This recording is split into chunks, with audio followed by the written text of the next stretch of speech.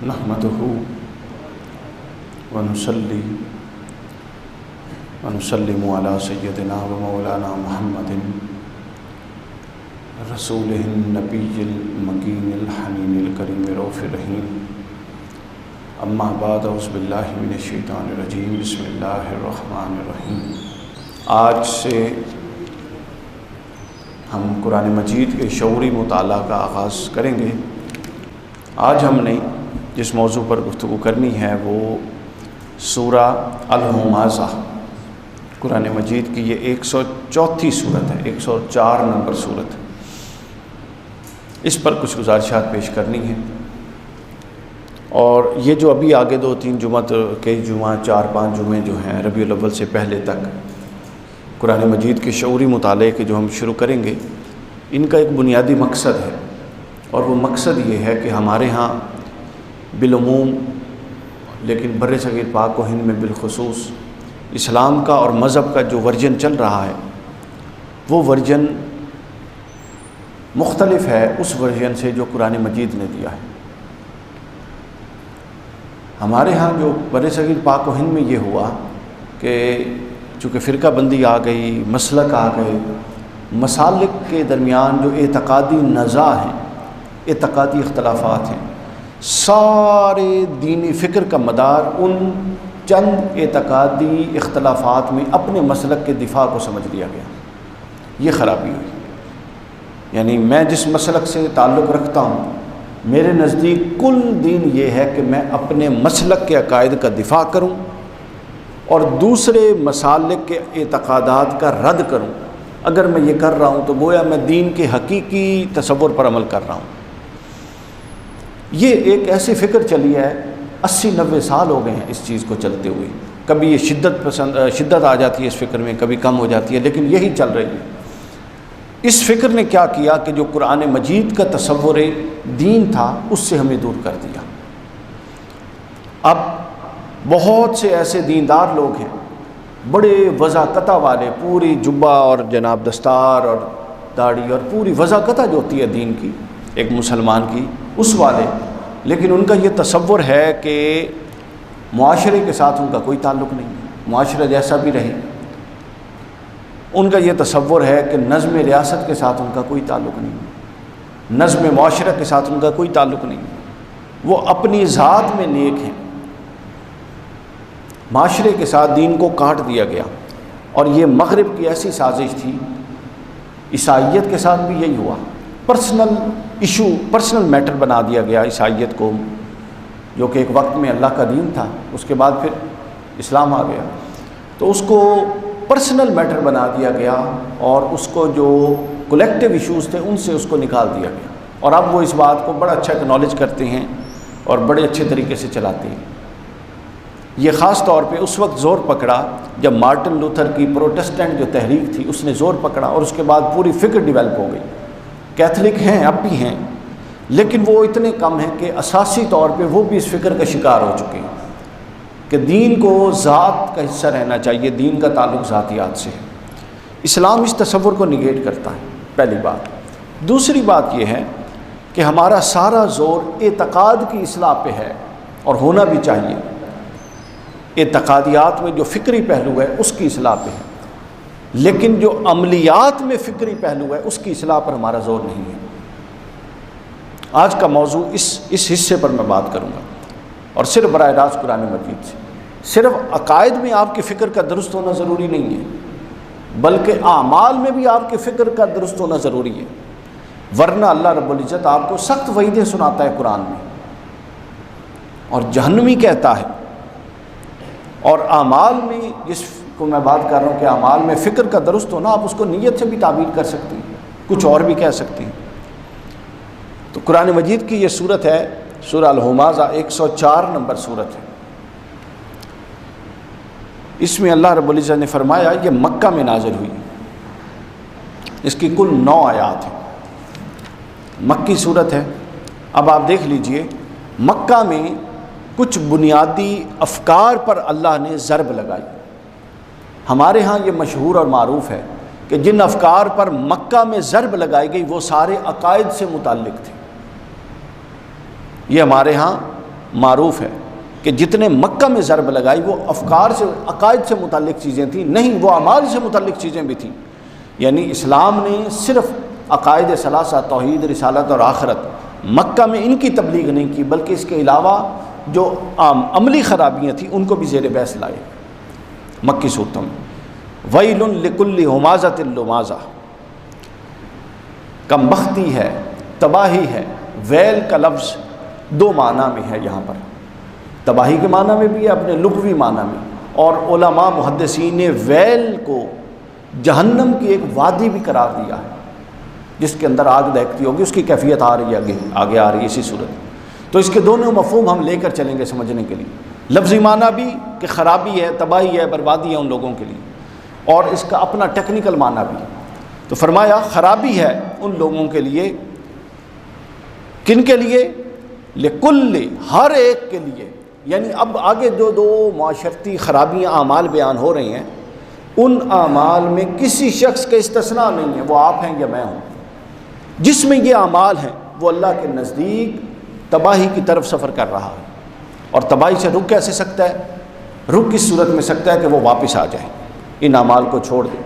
یہ قرآن ہے، text of قرآن، کہ ویل لکل، ہر اس شخص کے لیے تباہی ہے۔ کس کے لیے؟ ہمازۃ لمازہ، جو سامنے آئے آپ کے تو تانا زنی کرے، اور پیچھے چلا جائے تو آپ کے اعمال پر عیب جوئی کرے۔ بتائیں ہم میں سے کوئی ایسا شخص ہے مجھ سمیت جو اپنے آپ کو کہہ سکے کہ ہم ان دو چیزوں سے بری ہیں؟ جو سامنے آئے تو تانا زنی کرے، یعنی مختلف ایشوز پر ٹونٹ کرے، اگلے کو ڈسگریس کرے، اس کے وقار کو مجروح کرے، تانا زنی کرے، جو مزاحتن نہ ہو، یعنی وہ مذاق کا حصہ نہیں ہے کہ جس میں فیل نہیں کیا جاتا، یہ سیریس ہے کہ جس میں تانا زنی کرے، دوسرے کو اس کے عیوب کی طرح متوجہ کرے، دوسرے کو اس کی کمتریوں کی طرح متوجہ کرے، دوسرے کو اس کے نقائص کا احساس دلائے، بار بار روبرو تانا زنی کرنا۔ اور لمازہ، جب وہ سامنے نہیں ہوتا، سامنے تو تانا زنی کرتا ہے، سامنے نہیں ہوتا تو پھر عیب جوئی کرے، پیچھے بھی عیب بیان کرے۔ تو تباہی ہے ایسے دو طبقوں کے لیے۔ اب یہ دیکھیں، یہ اس کے اندر ایک تیسری چیز آتی ہے، اگر یہ دونوں حرام ہیں اور قرآن نے اس پر سخت وہی سنائی ہے، تو پھر بتائیں ہم نے اختلاف کیسے کرنا ہے؟ اختلاف جو آپ کا اخلاقی جرت کے ساتھ وابستہ ہے، وہ ایک تیسری چیز ہے۔ وہ اختلاف یہ ہے کہ نہ آپ اس مخالفت کو دل کے اندر ڈالیں، نہ آپ اس کو اس طور پہ زبان پر لائیں کہ اگلے کے لیے باعث تحقیر کر دیں، بلکہ آپ مخصوص ادب اور احترام کے دائرے میں رہ کے دلیل کے ساتھ اپنی بات بالکل اس کے منہ پہ کریں، اور اس کا جس سے اختلاف کرنا اختلاف کریں۔ اس کو اخلاقی اختلاف اپنا اخلاقی جرت کہتے ہیں۔ یہ اختلاف کرنا جائز ہے، حق ہے، لیکن یہ ایک ایسی دو دھاری تلوار ہے کہ اس میں آپ لیفٹ رائٹ ہو گئے تو کام خراب ہو جائے گا۔ یہاں سے یہ بھی سمجھیں کہ اللہ کو اپنے ایک عام انسان کی عزت اور اس کی توقیر کتنی عزیز ہے کہ وہ کہہ رہا ہے کہ مجھے یہ گوارا نہیں ہے، دوسرے بندے کو جس سے وہ محبت کرتا ہے بطور بندہ کہہ رہا ہے میں جہنم میں ڈالوں گا اگر تم میرے کسی اور بندے کی تاکیر اس طور پہ کرو گے کہ سامنے تانا دو گے اور پیچھے عیب جوئی کرو گے۔ یہ کتنی بڑی بات ہے۔ آگے فرمایا، یہ دو عیب بیان کی، آگے تیسرا عیب ہے، پھر ان تینوں عیبوں پر پوری سزا کا مضمون ہے۔ فرمایا الذی جمع مالا وعددہ، اور پھر وہ اس کے لیے بھی تباہی ہے، چونکہ ویل جو تھی وہ آگے چل رہی ہے توڑ تک، اس کے لیے بھی تباہی ہے جو مال جمع کر کے رکھتا ہے اور اس کو گنتا ہے۔ یہاں ایک ضروری چیز سمجھ لیجئے کہ دولت کا جمع کرنا یہ کوئی ناجائز کام نہیں ہے۔ حلال طریقے سے دولت کمانا اور اس کا جمع کرنا، اس کی طلب اور اس کی خواہش انسان کی فطرت میں اللہ نے رکھی ہے۔ یعنی اٹ سیلف دولت کا جمع کرنا حلال بھی ہو سکتا ہے، حرام بھی ہو سکتا ہے، اس کا دولت سے تعلق نہیں ہے، اس کا تعلق جمع کرنے والے کی نیت سے ہے۔ قرآن مجید نے یہاں پر ایک خاص سائیکی کو زیر بحث قرآن لایا ہے، جمع کرنے کو زیر بحث نہیں لایا، چونکہ کئی مقامات پر قرآن مجید اس کے جمع کرنے کو اجازت دیتا ہے، بالکل اجازت ہے۔ حضور علیہ الصلوۃ والسلام کی اپنی بھی سنت ہے، کئی دن ایسے ہوتے تھے کہ حضور علیہ السلام کے گھر میں چولہا نہیں جلتا تھا، اور جب بعد ازاں وسائل آئے تو ہوتے تھے کہ پورے سال کا خرچ ازواج مطہرات کو حضور اکٹھا دے دیتے تھے جب غزوات پر جاتے، تو یہ دونوں اس میں موجود ہیں۔ تو مال اٹ سیلف جمع کرنا مقصود نہیں ہے، بلکہ قرآن یہاں پر دو پہلو لایا ہے اور مفسرین نے اس کی صراحت کی ہے۔ میں مفسرین کی طرف نہیں جانا چاہ رہا، کہا کہ الذی جمع مالا وعددا، کہ وہ مال کو جمع کرتا ہے۔ اب جمع مال تک اگر رک جاتا قرآن تو مطلق مال کا جمع کرنا، بینک اکاؤنٹ میں رکھنا، یہ حرام ہو جاتا، کسی بھی طرح کا جمع کرنا۔ لیکن قرآن نے یہ نہیں کہا، قرآن نے کہا جمع مالا وعددا، جمع کرتا ہے اور اس میں اتنا محو ہے کہ پلٹ پلٹ کے اس کو گنتا ہے۔ یہ عدادہ پلٹ پلٹ کے اس کو گننا اور اس کی طرف رغبت رکھنا اور اس میں اتنا انہماک ہو جانا کہ اسی کو ہر شے سمجھ لینا اور پوری زندگی کا مقصود اس کو سمجھ لینا اور اپنی تمام اخلاقی قدروں کو اس کے لیے کمپرومائز کر لینا، اس فکر کو قرآن نے اپنا اس کی حوصلہ شکنی کی ہے۔ اور پھر یہاں بات بھی ختم نہیں کی، عدادہ بار بار گنتا ہے، پھر ایک اور بات کی یحسبو، اور وہ یہ سمجھ لیتا ہے، خیال کرتا ہے، یحسبو ان مالہ اخلدا، کہ اب یہ مال اس کے لیے نجات دہندہ بن گیا ہے، اب اسے کوئی مشکل پریشانی نہیں آ سکتی، اب جو بھی آئے گا پیسہ پاس ہے میں کر لوں گا، اس کو ٹیکل کر لوں گا۔ بتائیے یہ فکر جو ہے یہ ہم میں سے کتنے لوگوں میں پینیٹریٹ تھوڑی یا زیادہ کر رہی ہے؟ جس کے پاس پیسہ ہو، ہم بھی یہ سمجھتے ہیں اور وہ بھی یہ سمجھتا ہے کہ اب تو مسئلہ ہی کوئی نہیں ہے دنیا کا کوئی کام، لیکن اللہ رب العزت نے اسی نقطے کو اور اس نفسیات کو بنیاد بنا کے آگے دیکھی اتنی شدید وعیدیں جو کفار و مشرکین کے لیے آتی ہیں، ایسی فکر رکھنے والے مسلمانوں کے لیے ویسی وعیدیں آئیں۔ یعنی اب تین چیزیں ہو گئیں، ایک ہو گیا عیب جوئی، دوسرا ہو گیا روبرو تانہ زنی، اور تیسرا ہو گیا مال کی جمع اس طور پہ کہ وہی مقصود بن جائے اور ہر وقت پلٹ پلٹ کے اس کے خیال میں رہا جائے، اس کو جمع کیا جائے، اور پھر یہ تصور رکھ لیا جائے یحسب ان مالہ اخلدا، اب تو میں نجات، بس اب میرے پاس میرا مشکل کشا آ گیا ہے، مال آ گیا، اب تو میری ہر مشکل گئی، بس پیسے آ گئے۔ اس فکر کو بیان کر کے اب قرآن کی وعید شروع۔ قرآن کہتا ہے کلا لینبذن فی الحطمہ، وہ ضرور بھی ضرور ایسی فکر رکھنے والے ایسی آگ میں ڈالے جائیں گے جو چورا چورا کر دینے والی ہے۔ اب دیکھیں یہ کتنی سخت وعید ہے، اور ایک فکری پہلو پر ہو رہی ہے جو مال کی جمع سے متعلق ہے۔ یہ موضوعات کبھی ہمارے اب بہت کم ہے، جب سے یہ مسلک بندی اور یہ معاملے ہوئے ہیں، یہ معاشرے کی اصلاح کا اور انفرادی اصلاح کے یہ پہلو جو قرآن سے براہ راست موجود ہیں، یہ کم زیر بحث آنے لگے ہیں، اور ہمیں یہ چورن بیچا جا رہا ہے کہ بس تہاڈا عقیدہ ٹھیک ہوئے گا تو تسی بیڑے ہی پا رہے ہیں۔ تو یہ اصل چیز یہ سمجھ لیں، تو وہ ایسی چیز ہے کہ جس کو چورا چورا کر دیا جائے گا۔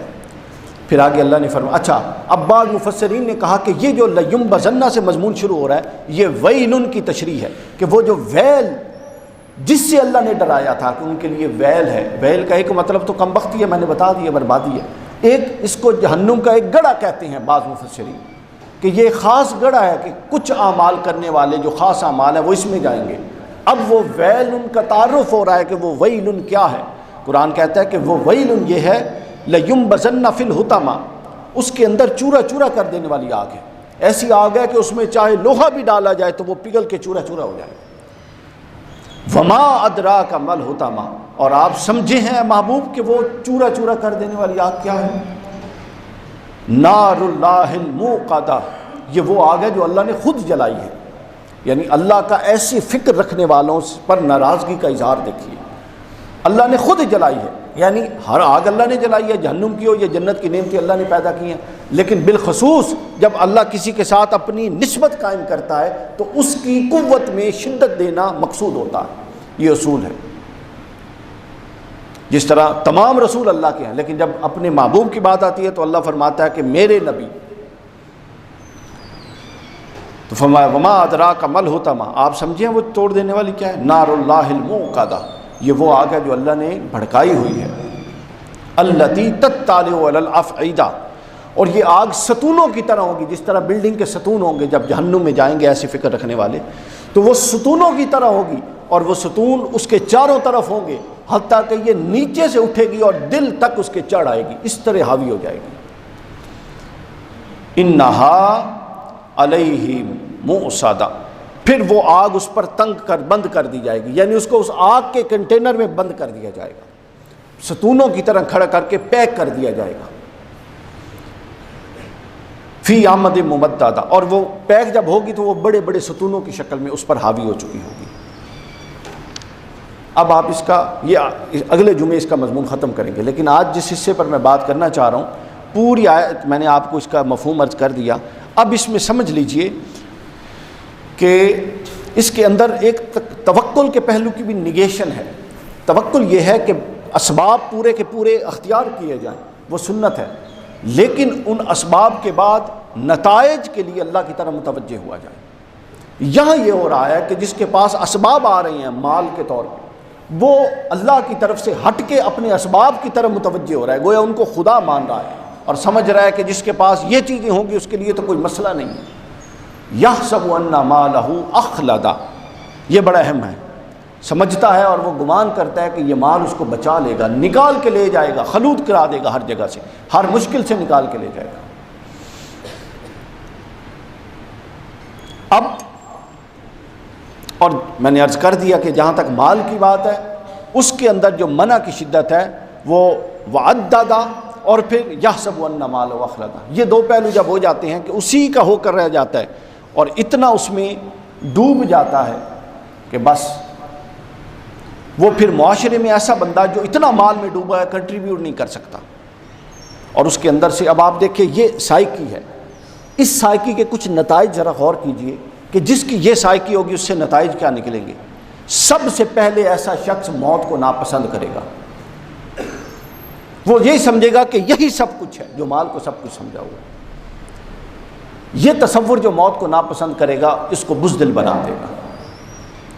دوسرا جس کی یہ سائیکی ہے وہ کیا کرے گا، وہ بخیل ہو جائے گا، بخل کرے گا، یعنی وہ کیا کرے گا، وہ مال خرچ نہیں کرے گا، چونکہ وہ تو قرآن کہتا ہے وعدہ، وہ تو پلٹ پلٹ کے گنتا ہے کہ کہیں کم تو نہیں ہوا پڑا۔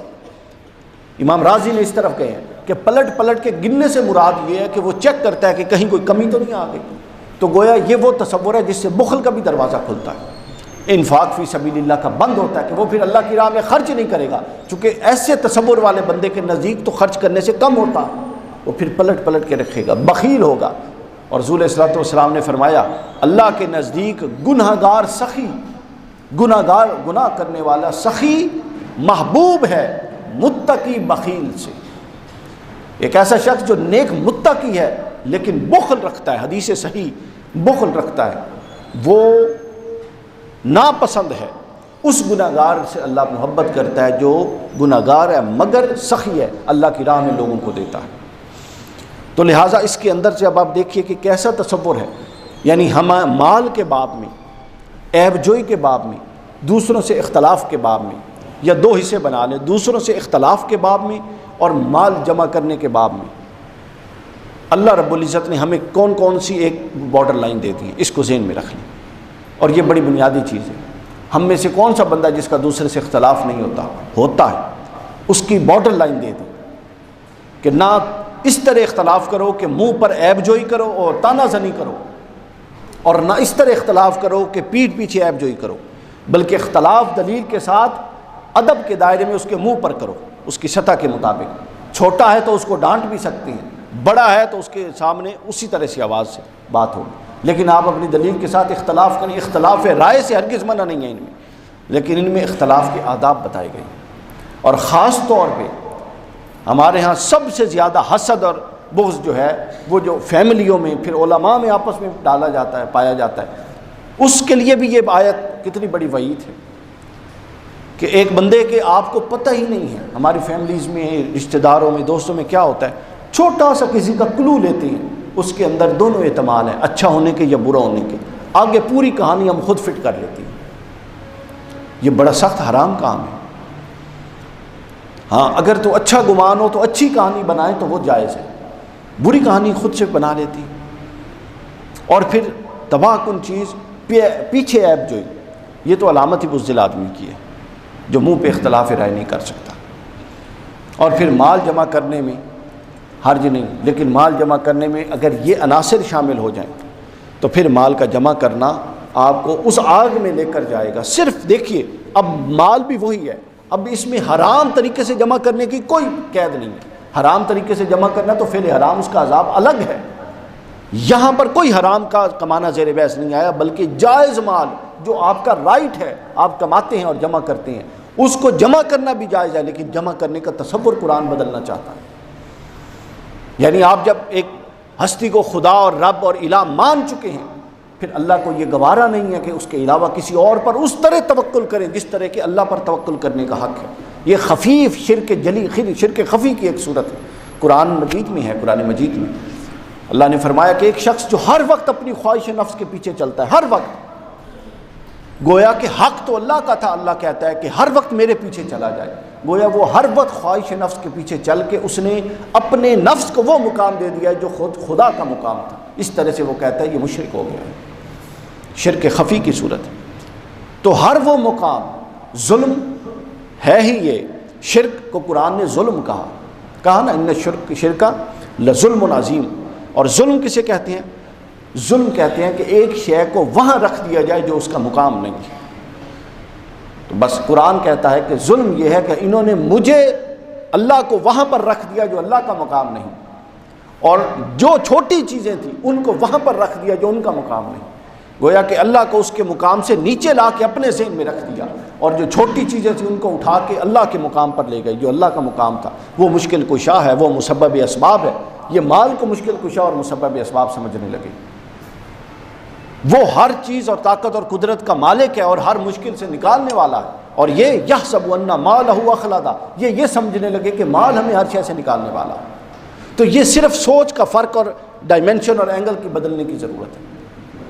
ناجائز چیز جائز ہو جائے گی، حرام چیز حلال ہو جائے گی، کم بختی اور بدبختی نیک بختی میں بدل جائے گی. اس میں آپ دیکھیے کہ نیت اور جو آپ کا باطنی پہلو ہے جس کو صوفیہ ایڈریس کرتے ہیں وہ کتنا امپورٹنٹ ہے. یعنی ایک چیز ظاہر میں بالکل ہو، اس لیے امام بزدوی نے مسلمان کی 3 قسمیں بتائیں. ایک مسلمان ہے حکمی، باپ مسلمان تھا، ان کے گھر پیدا ہوا، حکمی مسلمان ہے.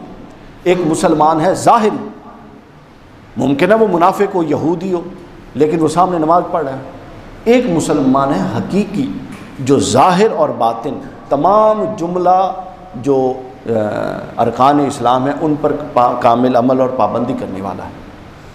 سمجھ گئے بات؟ اسی طرح یہاں پر چیز. تو لہٰذا یہ یہاں سے اپنی اخلاقی اپنا زوال کا نقطہ، جو آخری نقطہ وہ قرآن مجید نے بیان کر دیا کہ ان چیزوں سے اپنے آپ کو انسان اگر نکالے تو اس پر خیر کے کئی دروازے کھل جاتے ہیں، اور اگر ان چیزوں سے نہیں نکالے گا تو آخرت کا عذاب تو یہ ہے، دنیا میں یہ ہوگا کہ وہ بخل، بزدلی، تنگ دستی اور مال ہی کو سب کچھ سمجھنا، اور اس معاملے اور اس نوعیت کی اخلاقی گراوٹ میں اور اخلاقی برائیوں کا شکار ہو جائے گا. انشاءاللہ اس پر مزید بات چیت اگلے جمعہ مبارک کریں گے. اللہ تعالی ہمارے حال پر لطف و کرم فرمائے. والسلام وما علینا الا البلاغ.